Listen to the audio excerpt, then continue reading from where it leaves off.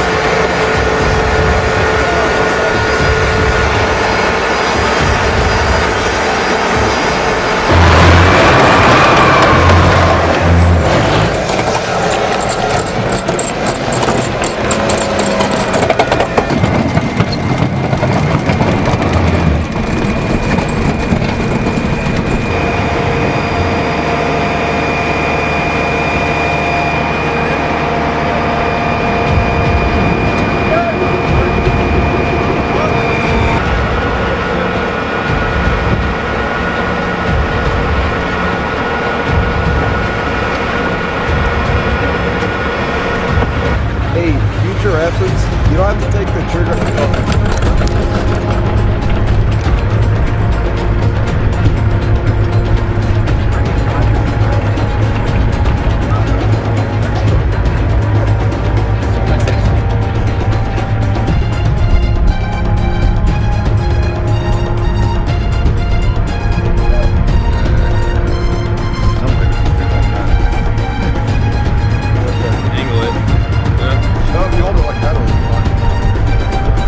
Yeah, so our biggest concern is that if this does not spool properly, or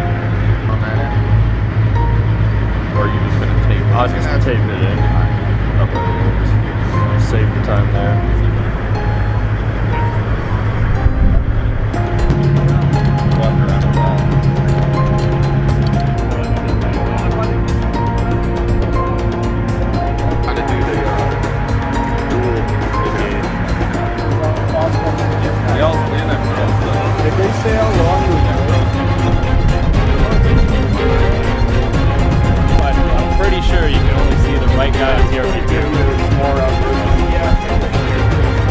I'm not worried about it. I just want to make sure, like, I'm supposed to do that. I just need to do it.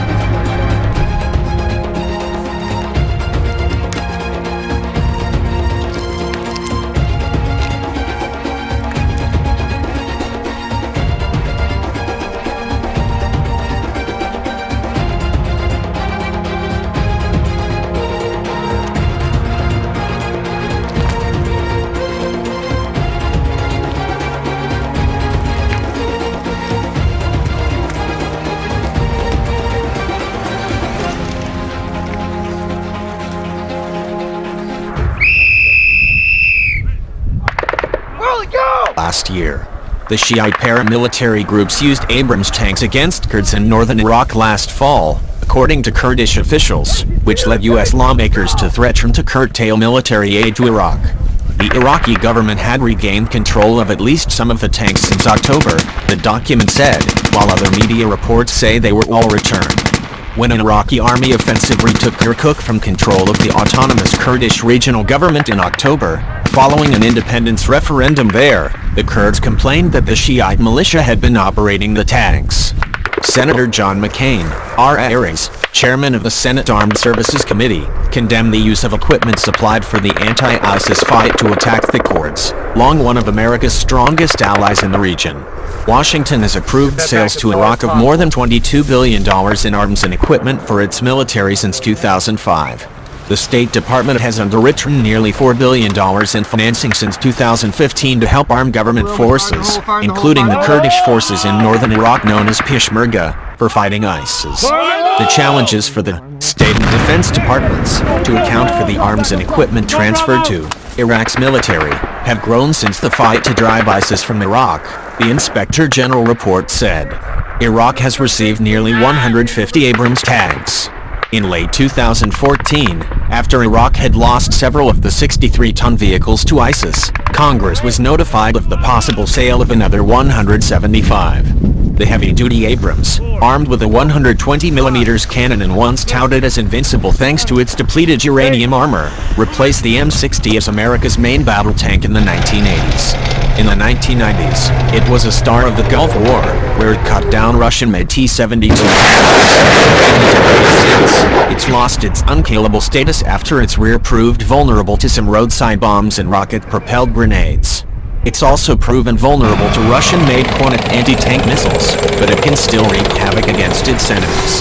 In 2016, an Iraqi-operated Abrams dubbed the Beast was hyped for its role in taking on ISIS fighters in the western city of Pit, where a U.S. military spokesman boasted it was tearing it up, blasting roadside bombs and punching through ISIS defenses.